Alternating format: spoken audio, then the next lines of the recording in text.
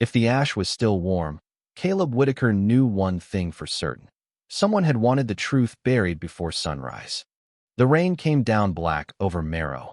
9, soft at first, then steady enough to turn the whole north field into a gray paste that clung to his boots. It tapped on the bent irrigation towers. It hissed against the scorched roof of the grain shed. It slid over the dead rows of corn where the stalks stood thin and crooked, like old men who had forgotten how to kneel. Caleb stood at the edge of his farm with one hand on the collar of his dog, Marlowe, and the other wrapped around a flashlight whose beam looked weak in the morning smoke. The air smelled of wet soil, burned plastic, and that sharp electric bite that came after orbital engines passed too low. He had smelled it before. Everybody on the frontier had. Nobody talked about it at breakfast. Nobody wrote it into reports. They just patched their windows, cleared their throats, and called it weather. Marlowe growled low, not angry, just old and frightened. The shepherd mix was 12 years deep into bad hips and worse hearing. But that morning, he heard something Caleb did not. He pulled toward the east fence, where a supply skimmer had gone down sometime during the night, leaving a trail of melted glass through the pumpkin patch. Caleb followed, his coat soaked through at the shoulders, his jaw tight against the cold. The farm sat 30 miles from the nearest settlement, far enough that help was always a rumor, and close enough that worse still found the mailbox. A red warning light blinked on the broken skimmer hull, slow and stubborn, like a heart refusing to admit it was done. Caleb crouched beside it and wiped soot from the registration plate. No military markings, no family crest, just a relief emblem burned almost clean away. That made his stomach turn.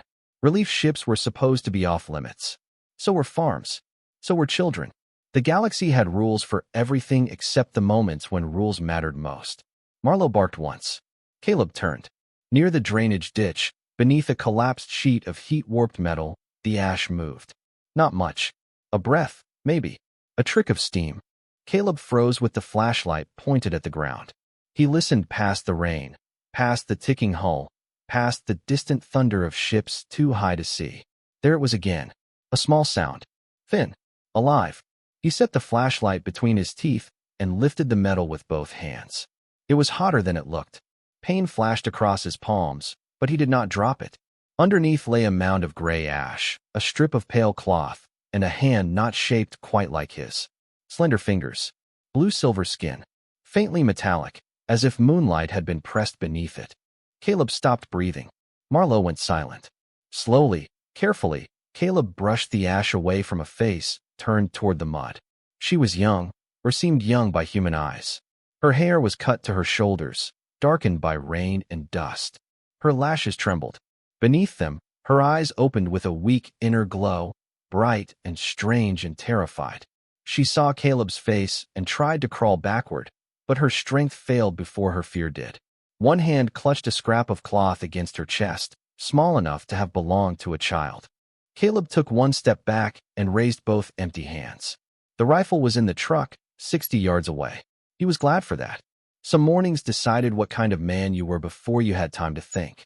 Easy, he whispered, rain running down his nose, his voice rough from smoke. I'm not here to hurt you. The girl stared at him as if every human word had teeth. Then, from the farmhouse behind him, his old military radio crackled to life through the open kitchen window, loud enough to cut across the field. A calm voice filled the rain. Burn site confirmed. Sweep the area. No survivors allowed. Caleb did not move. The girl heard it too. Her glowing eyes widened, and in them he saw not an enemy, not a monster, not a problem dropped into his field, but someone who had already survived the thing coming back for her. Caleb looked toward the farmhouse, then toward the road where patrol lights would appear any minute. He bent down, wrapped his soaked coat around her shoulders, and lifted her from the ashes as gently as if she were made of glass. The war had crossed his fence line before. This time, Caleb decided, it would not take what was breathing in his arms. Caleb carried her low against his chest, keeping his body between her and the open road, while Marlowe limped beside them with his ears pinned back. The rain had softened the ash into a slick gray mud that sucked at Caleb's boots and made every step feel slower than it should have been. Behind him, the broken skimmer kept blinking its red warning light through the smoke, patient as a witness. The girl weighed almost nothing, but fear made her rigid. One hand gripped the front of his shirt. The other held the small piece of cloth so tightly her knuckles shone silver blue under the grime. Caleb did not ask about it. Questions could wait. Patrols would not. The farmhouse came into view through the rain. A two-story frame house with white paint peeling from the porch rails and storm shutters dented by years of frontier weather. His wife had painted those rails the summer before the war reached Marrow 9. His brother had helped hang the shutters before shipping out. Caleb pushed the memory down where he kept the rest of the things he could not afford to feel. The old radio in the kitchen crackled again as he stepped onto the porch. Sweep team en route. Civilian contact is to be discouraged. Caleb stopped at the door. Discouraged. That was the kind of word officers used when they wanted clean hands. The girl heard it and buried her face against his shoulder, shaking without sound.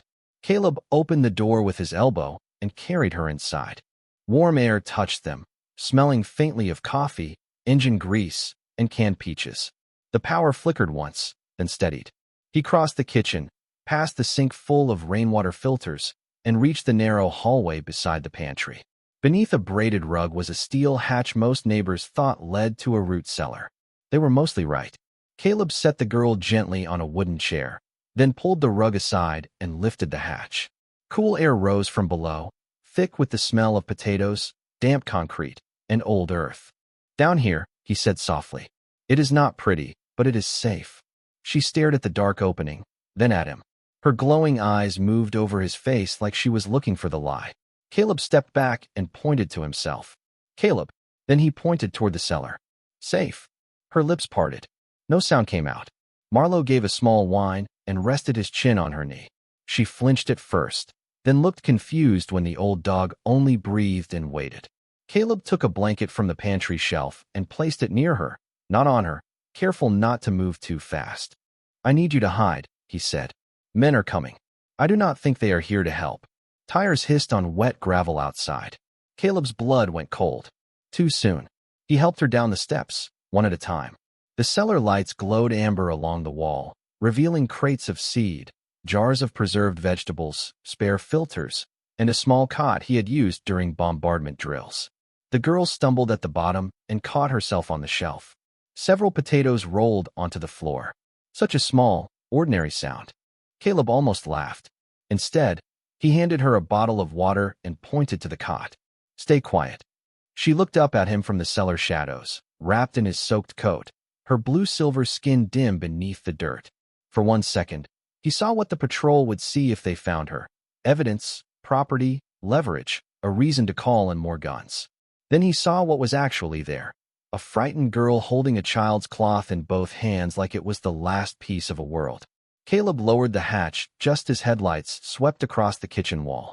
He pulled the rug back into place, wiped ash from the floor with his sleeve, and stood. The knock came hard enough to rattle the glass in the front door.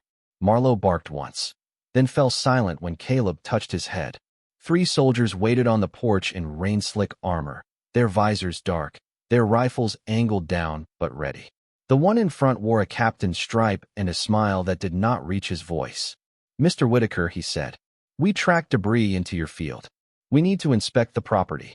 Caleb leaned against the doorframe and let the cold rain hit his face. "Debris burned my pumpkins. You planning to reimburse me?" The captain looked past him into the house. "This is not a joke." "Never said it was." Caleb felt water drip from his sleeve onto the porch boards. Then the captain's gaze dropped to the cuff of Caleb's shirt. A faint smear of blue-silver blood glimmered there, bright as a secret under the porch light. The captain stopped smiling. Inside the house, beneath 10 inches of wood and steel, the girl in the cellar held her breath. The smear on Caleb's cuff was small, no wider than a grain of corn, but the captain saw it as if it had shouted. Rain clicked against the porch roof. Somewhere in the kitchen, the old refrigerator motor kicked on with a tired hum. Caleb kept his face still. Farmers learned that from storms. You did not argue with the sky. You watched it. "Cut yourself?" the captain asked. His nameplate read Mercer, the letters white against black armor. Caleb glanced at his sleeve like he had forgotten it existed. "Fence wire," he said. East line came down in the blast. Mercer held out one gloved hand. Not asking. Caleb let him take the cuff. The captain rubbed the stain between 2 fingers, and for a second the silver-blue color caught the porch light. Behind Mercer, the other two soldiers shifted their weight. Marlowe stood in the hallway with his head low, a quiet rumble in his chest. Caleb gave him one look. The dog stopped. Interesting fence wire, Mercer said. Bleeds like a Vairani. The word landed cold. Vairani. Caleb had heard it on broadcasts for years, always wrapped in static and blame. Enemy. Invader. Threat. Never girl. Never survivor. Never someone shaking under a root cellar hatch, holding a child's cloth like a prayer. You came for debris, Caleb said. It is in the field. You are welcome to take it off my pumpkins. Mercer smiled a little. We will inspect the house first.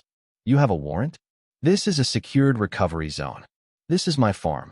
For now. The words were quiet. That made them worse. Caleb stepped aside before the soldiers could make a performance of it. Mercer entered first, bringing the smell of wet armor and ionized air into the kitchen. His boots left black water on the floorboards Annie had scrubbed every Sunday when she was alive. Caleb hated that more than he expected.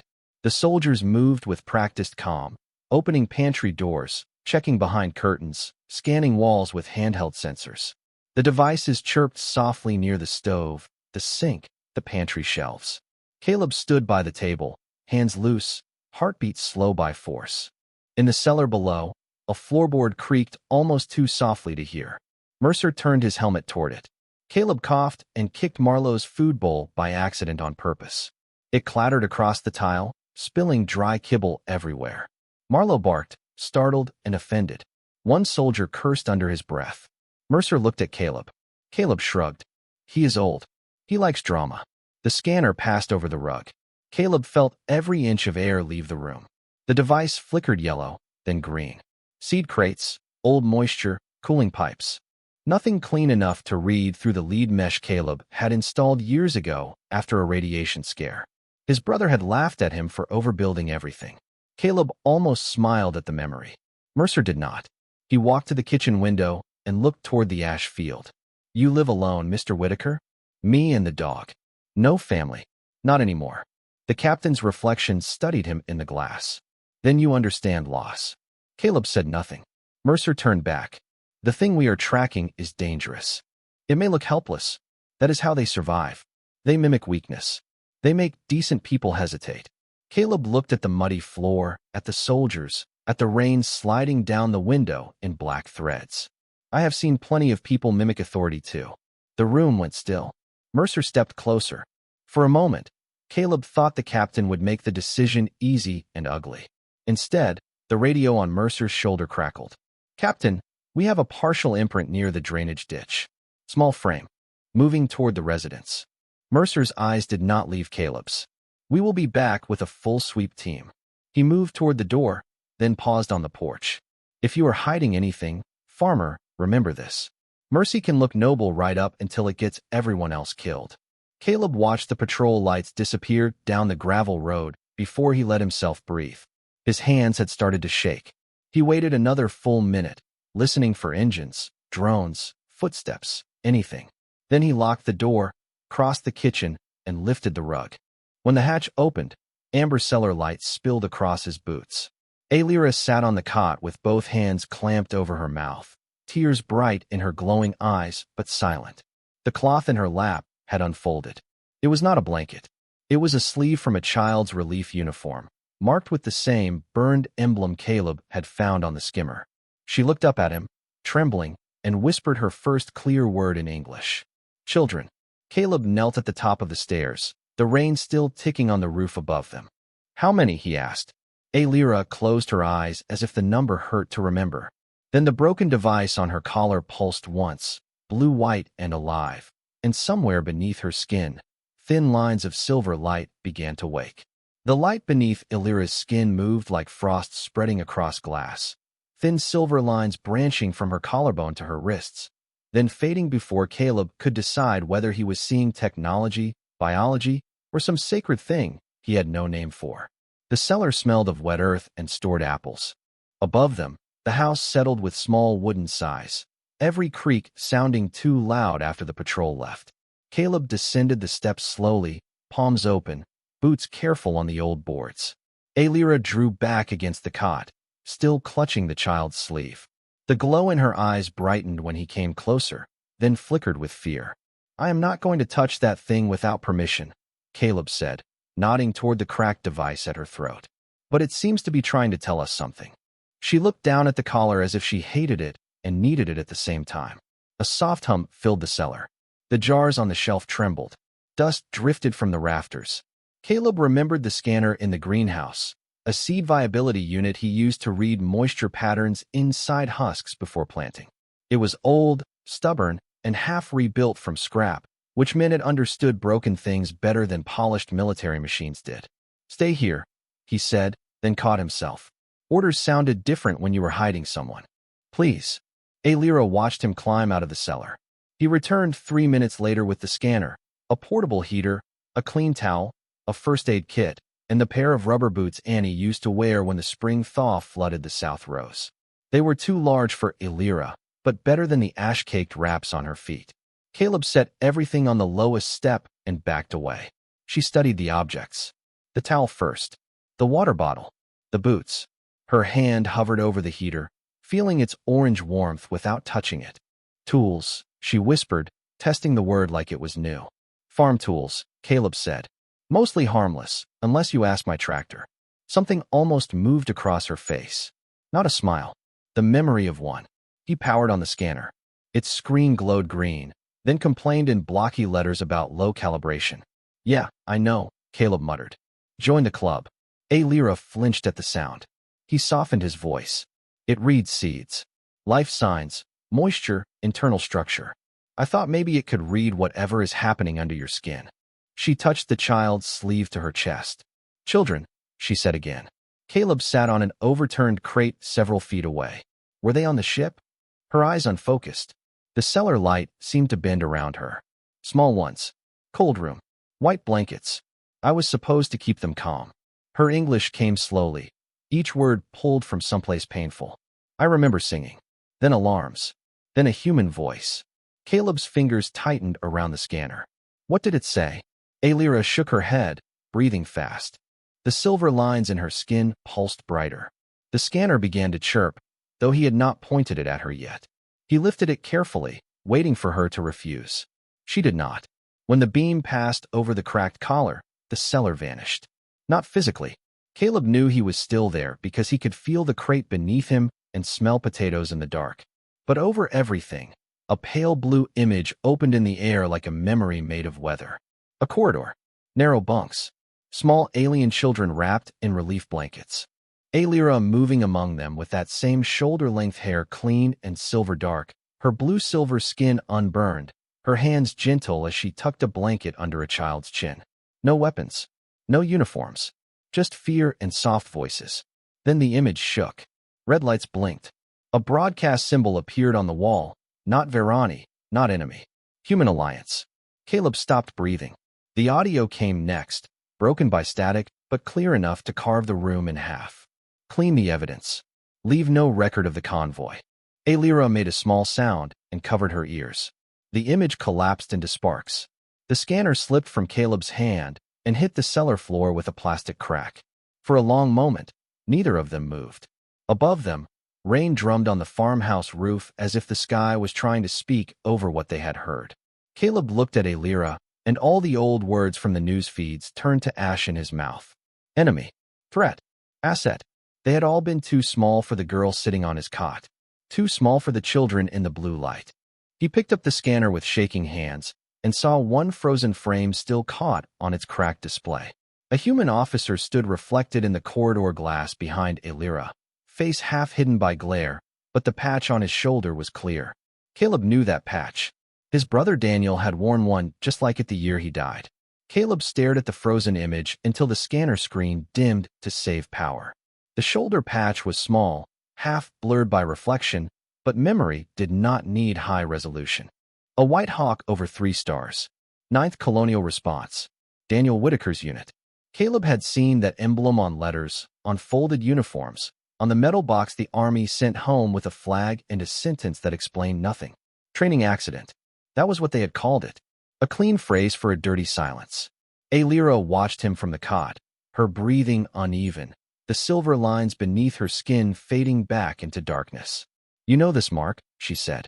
Caleb set the scanner on a crate with more care than it deserved. "My brother wore it." The cellar seemed to shrink around the words. Pipes clicked softly overhead. Rainwater ran through the gutters outside in a steady rush. Alira lowered her eyes, as though his grief was something fragile she could break by looking at it directly. "I am sorry." Caleb almost said it was all right. People said that when they did not know what else to do. But it was not all right. It had not been all right for 4 years. Instead, he reached for the first aid kit and opened it. "Let me check those burns." Alira stiffened. The old fear came back fast, sharp as a match flame. Caleb stopped with the bandage still in his hand. "You can say no." She stared at him. "No. Yes. No. Stop. Wait." Around here, those words mean something. For a moment, she looked more confused by kindness than she had been by danger. Then she slowly extended one arm. The burns were not deep, mostly heat rash and bright patches where ash had irritated the metallic sheen of her skin. Caleb cleaned them with saline, moving slowly, narrating each motion before he made it. Cotton, water, bandage, nothing more. Marlowe came down the cellar steps halfway and lay there with a groan, his old eyes fixed on Alira as if he had been assigned guard duty by a higher power. She watched the dog, then watched Caleb wrap her wrist. "Why do you help me?" she asked. Caleb tore the medical tape with his teeth, then remembered she might read the gesture wrong and lowered his hands. "Because you were breathing. That is not a reason in war. It is the only reason worth keeping." She looked away. A long silence settled between them, not empty, just tired. Caleb stood and crossed to the storage shelves. He took down a jar of peaches, a sleeve of crackers, and a can of chicken soup from the emergency box. He heated the soup on a small coil burner while Alira sat wrapped in the blanket, watching steam curl from the pot like it might be a trick. The smell filled the cellar, simple and human and almost embarrassing. Salt, pepper, tinkin broth. Caleb poured some into a mug and placed it on the step between them. He took a sip from his own first. "See? Terrible, but safe." Alira picked up the mug with both hands. Her fingers trembled around the chipped ceramic. She drank carefully, and something in her face changed. Not relief, not trust. Something smaller, the first inch of ice giving way in spring. "The children," Caleb said gently. "Were they Verani?" Alira nodded. "Refugees. From border moons. I was a memory keeper. My people store witness records in living circuits. If records are destroyed, one of us must remember." She touched the cracked collar. "I was supposed to carry names. Faces. Last messages." Caleb looked at the child's sleeve folded in her lap. "And the ship. A mercy convoy." Her voice thinned. "No weapons. No soldiers. Only families." The coil burner clicked off. Above them, far beyond the roof and rain, a ship passed through the clouds with a low mechanical moan. Alira flinched, and Caleb saw the memory pull her backward. He did not touch her. He only moved the lamp so the cellar grew warmer and less dark. "We need the rest of that recording," he said. "Not for Mercer. Not for the army. For everyone." Alira met his eyes. "If they see it, they will come for you." Caleb thought of Daniel's letters, always short, always careful, each one ending with "Tell the farm I miss the quiet." He thought of the official voice on the radio saying no survivors allowed. Then he looked at the girl who had crawled out of ashes carrying the truth in her skin. "They are already coming," he said. The farmhouse lights flickered once. The radio upstairs crackled through the floorboards. This time it was not Mercer's voice. It was older, colder, and Caleb knew it from every memorial broadcast after Daniel died. "Whitaker property is compromised. Retrieve the witness before civilian exposure spreads." Caleb closed his eyes. The war had not just found his farm. It had known his name. Caleb did not answer the voice on the radio. Some voices did not deserve the dignity of a reply. He only reached up and switched off the cellar lamp, leaving the room in a low amber glow from the heater coil and the faint silver pulse beneath Alira's skin. Above them, the farmhouse seemed to hold its breath. Rain tapped the windows. The refrigerator hummed. The old radio hissed through the floorboards like a snake in the walls. Marlowe lifted his head from the steps and gave one soft growl, not at Alira, not at Caleb, but at the world outside. Caleb moved to the storage shelf and pulled down a dusty green case marked with faded stencil letters. Emergency agricultural uplink. Every farm on Marrow 9 had one. A cheap government box meant to send crop loss reports, weather alerts, and subsidy forms through the colony's satellite net. Most farmers hated them. Caleb had rebuilt his twice because the dust storms kept frying the relays. Now the ugly little machine looked less like paperwork and more like a door. "Can that carry a memory file?" Alira asked quietly. Caleb opened the case. Inside were coils of wire, a hand-crank battery, a cracked signal dish, and enough mismatched adapters to make an engineer cry. "It can barely carry a corn yield report," he said. "But it reaches the weather satellites. And weather satellites talk to every settlement, every ship, every bored kid with a receiver. If we can get your recording into the emergency band, Mercer cannot bury it on a military channel." Alira touched the cracked collar. Its blue-white light reflected in her eyes. "My memories are not files the way your machines understand them. Then we teach my machines some manners." For the first time, she almost smiled fully. It vanished fast when the radio upstairs came alive again. "Civilian Whitaker, you are advised to remain inside and await protective custody. Failure to comply will be treated as hostile interference." Caleb gave a dry laugh under his breath. Protective custody. That is a fancy barn with locks. He carried the uplink to the cellar table and began stripping wires with a pocket knife. Alira watched him work. His hands were rough, red at the knuckles, scarred from fence repairs and engine belts and winters when gloves were never where they should have been. He was not graceful. He dropped one screw, cursed softly, apologized to Marlowe out of habit, and kept going. Yet every motion had purpose. Not soldier purpose. Farmer purpose. The kind that came from fixing water pumps at 2 in the morning because plants did not care that you were tired. "You are afraid," Alira said. Caleb did not look up. "Yes. But you continue." He twisted copper around his sensor lead. "So do you." She lowered her gaze. "I do not know if I am brave. I only remember what they told me to protect. Names. Names. Faces. Songs. The last things children say when adults promise them morning." Caleb's knife stopped moving. In the silence that followed, the cellar felt too small for both their griefs. He swallowed once and returned to the wires. Then morning owes them a witness. The uplink screen flickered to life, showing a grainy diagnostic grid. Caleb connected the seed scanner to the input port, then held out the final lead toward Alira, stopping short of her hand. "Only if you choose." She looked at the wire, then at the hatch above them. Heavy engines were approaching now, not on the road but in the air, a low pressure that pressed against the walls and made the jars tremble on their shelves. Dust sifted down from the beams. Alira breathed in, slow and deliberate. Then she took the lead and guided it to the cracked collar. The instant metal touched metal, the cellar filled with light. Images burst across the walls in fragments. Small hands drawing stars on fogged glass. Relief workers stacking blankets. Alira kneeling to help a child tie a ribbon around her wrist. A human officer reflected in a corridor window, and beside him another man in the same 9th colonial patch. Younger, pale, eyes wide with horror. Caleb leaned forward. His chest tightened so hard it hurt. The second man was Daniel. Not in a memorial photo. Not in a folded flag. Alive in the recording, shaking his head, saying something Caleb could not hear. The audio cracked, distorted, then cleared for half a second.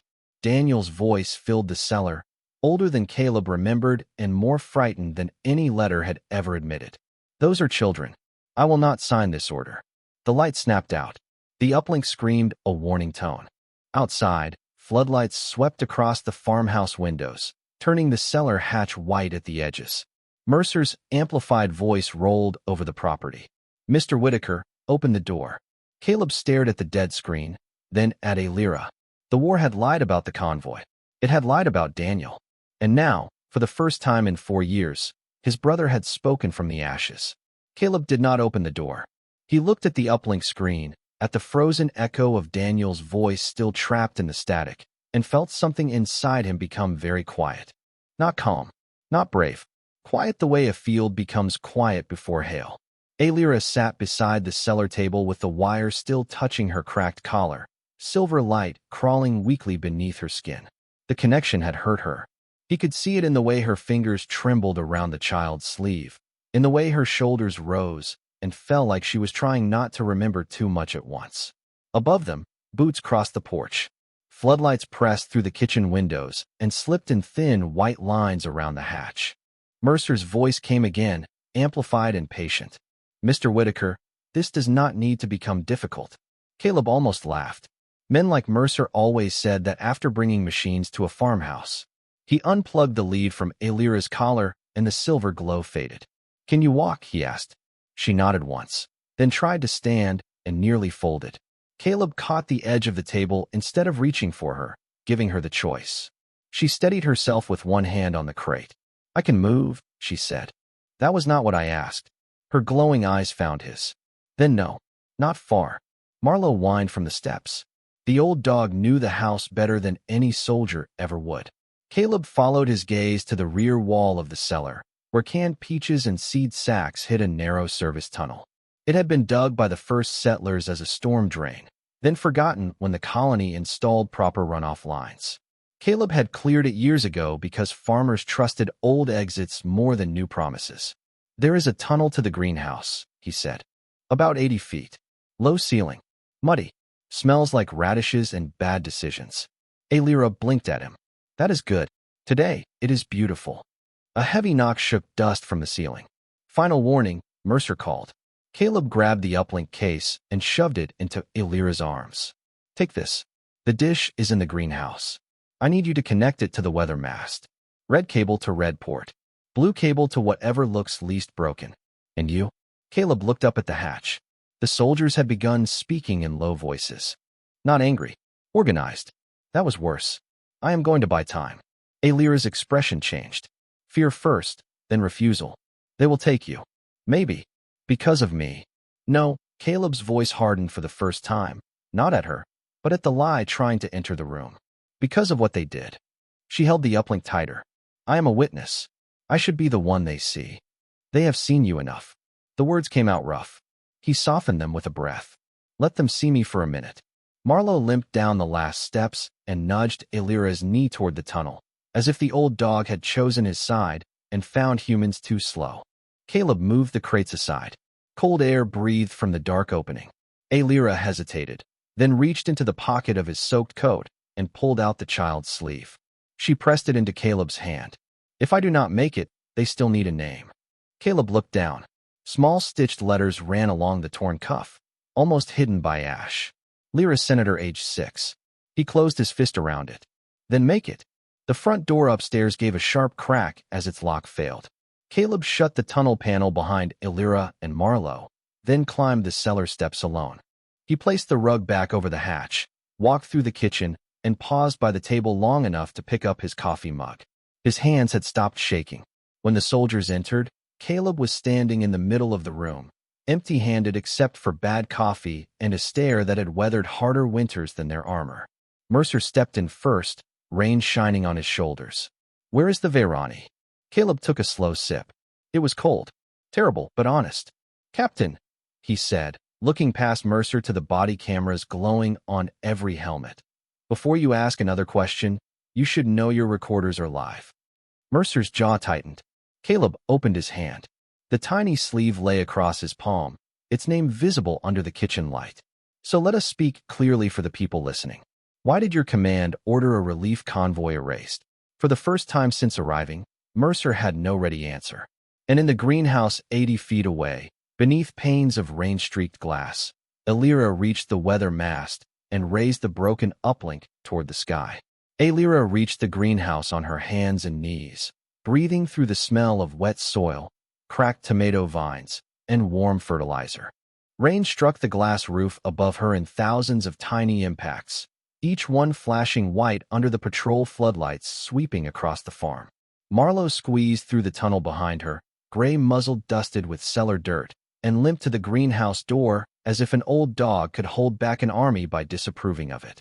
Alira clutched the agricultural uplink against her chest and forced herself upright against a planting table. Every part of her body wanted to fold into the dark and disappear. The ash was still in her hair. The screams were still in her memory. The human voice from the corridor still lived behind her eyes. But Caleb was in the house alone, standing under cameras with a child's name in his hand, and that made hiding feel like another kind of death. She found the weather mast at the far end of the greenhouse. bolted beside the rain tanks. Its dish pointed toward a sky no one trusted anymore. The red cable fit the red port. The blue cable sparked once before she found a cracked auxiliary socket and pushed it in with trembling fingers. The uplink screen blinked, failed, blinked again. Signal strength 2%. Not enough. She looked up through the glass and saw the mast dish shivering in the wind, half turned from the storm. Alira dragged a step ladder across the wet floor. Its metal feet squealed against concrete. Marlowe barked once, warning her, but she climbed anyway. One rung, then another. The greenhouse tilted around her. Silver light flickered under her skin as the collar woke again, hungry for connection. In the farmhouse kitchen, Caleb heard Mercer order his soldiers to cut the recorders. Caleb raised his voice before they could move. "Daniel Whitaker refused your order," he said. Mercer's face changed. Just a flicker, but cameras loved flickers. "You do not get to speak his name," Mercer said. "Funny," Caleb replied, his voice steady as fence wire. The army barely spoke it at all. The soldiers looked at one another. One of them was young enough to still believe uniforms made things simple. Caleb opened his palm wider so the sleeve could be seen. Her name was Lyra Senator. She was 6. She was on a relief convoy. "Tell your men why that needed to vanish." Mercer stepped closer. "You are confused by enemy manipulation." The word enemy echoed through the kitchen, then through the open body microphones, then through a local emergency band that was not supposed to be listening. In the greenhouse, the uplink chirped. "Signal strength 18%. Alira turned the dish with both hands. Wind pushed rain under the broken roof seal and soaked her face. The collar at her throat pulsed hot. Memory flooded the greenhouse walls. Children in white blankets. Small hands drawing stars on fogged glass. Alira singing in a language softer than fear. Daniel Whitaker standing in the corridor, pale and shaking, but upright. "Those are children," his recorded voice said, clear now as a church bell in winter. "I will not sign this order." The uplink caught the memory and threw it upward through the weather mast. The signal jumped from farm to satellite, from satellite to settlement tower, from tower to every open receiver across Marrow 9. Radios and diners went silent. Mechanics stopped under half-repaired trucks. Nurses in colony clinics looked up from their monitors. On orbit, pilots heard a dead man refuse a lie. In the farmhouse, Mercer's radio exploded with voices demanding confirmation, identification, explanation. Caleb did not move. The kitchen lights buzzed above him. Rainwater dripped from the soldier's armor onto Annie's old floorboards. Then Alira appeared in the doorway behind them, leaning on the frame, blue-silver skin glowing faintly, shoulder-length hair dark with rain, eyes bright enough to make every weapon in the room feel ashamed. She held the uplink in both hands, as if it weighed more than a planet. "I remember," she said. Her voice was quiet, but the open channel carried it everywhere. "I remember their names." One by one, she began to speak them, not as evidence, not as strategy, as children, as lives, as morning stolen and finally returned. Outside, high above the black rain, the first orbital cannon powered down. The first thing Caleb noticed was not the silence. It was the way everyone seemed afraid to break it. Mercer stood in the kitchen with his mouth half open, one hand still raised toward a radio that no longer obeyed him. His soldiers did not move. Their helmet cameras glowed red, then green, then red again as open channels flooded through them faster than command could shut them down. Alira stood in the doorway, shaking from exhaustion, but her voice kept going. Name after name. Some short, some difficult for human tongues, some followed by tiny fragments of memory. A ribbon tied around a wrist. A drawing of 3 moons. A boy who saved half his cracker for his little sister. Across Marrow 9, the war heard children instead of numbers, and the machinery of certainty began to stall. Caleb stepped closer to Alira, not touching her, only close enough that if her strength failed, the floor would not be the first thing to catch her. Outside, the rain softened. The floodlights still burned across the yard, but their glare looked weaker now, less like judgment and more like shame. Mercer's radio crackled again, this time with too many voices stacked on top of one another. Settlement councils, orbital command, civilian towers, reporters who had not yet learned to sound calm. Then one voice cut through, older and strained. All units on Marrow 9, stand down pending independent review. Mercer stared at the radio as though it had betrayed him personally. No one in the kitchen spoke. One of the younger soldiers slowly lowered his rifle until it pointed at the floorboards. Another removed his helmet. He looked at Alira, then at the small sleeve in Caleb's hand, and his face changed in the way faces do when belief becomes memory and memory becomes burden. Caleb finally looked at Mercer. He expected anger. He expected another threat dressed as procedure. What he saw instead was a man watching the wall he had lived behind turn to glass. Mercer took one step back. Not surrender, not apology, just distance from the truth. Within an hour, the farm was filled with vehicles that did not know where to park. Investigators in gray coats, colony marshals, medical staff carrying clean blankets instead of weapons. A Virani diplomatic skiff landed in the south field just after noon, its silver hull reflecting the wet rows of ruined corn. When its hatch opened, 3 tall figures emerged under white banners, their blue-silver faces unreadable until they saw Alira. Then all their formality broke at once. One of them covered her mouth. Another bowed his head, so low his forehead nearly touched the mud. Alira did not run to them. She was too tired for drama. She only stood beside Caleb's porch, wrapped in Annie's old farm blanket, and nodded as if returning from the far side of a nightmare required manners. By evening, the ceasefire spread beyond Marrow 9. One moon stopped firing. Then another. Then a destroyer group that had been burning engines toward the border reversed course without explanation. The recording of Daniel Whitaker played on every major network, not as propaganda, but as testimony. The official report on his death was reopened before sunset. Caleb did not watch the broadcasts. He sat on the porch steps with Marlowe asleep against his boot and the child's sleeve folded in his hands. Alira sat beside him, holding a mug of soup she had not finished. The sky cleared in strips. Through the torn clouds, the first stars appeared, small and cautious. Your brother was brave, Alira said. Caleb looked toward the field where the skimmer had fallen. He was scared, he said. That was what made it count. She absorbed that in silence. The farm smelled of wet ash, hot wiring, and the faint green life of plants that had not given up under the glass. The war was not over. Not really. Wars did not end in one afternoon. They limped, argued, denied, and left scars in places maps could not show. But something had changed. A lie had lost its shelter. A dead man had been allowed to finish his sentence. A girl pulled from ashes had returned names to the sky. 3 days later, Caleb walked the north field with a sack of seed over one shoulder. Alira followed slowly, still weak but standing. Marlowe nosed the mud ahead of them, pretending to supervise. Caleb knelt where the ash had cooled and pressed the first seed into the black soil. Alira knelt beside him and placed her palm over the earth. Her blue-silver skin caught the morning light, not like metal now, but like water. Neither of them said a prayer. The field did not need one. It needed rain, time, and hands willing to begin again. Caleb covered the seed with soil. Above them, the sky remained quiet. He had not ended the war with a weapon.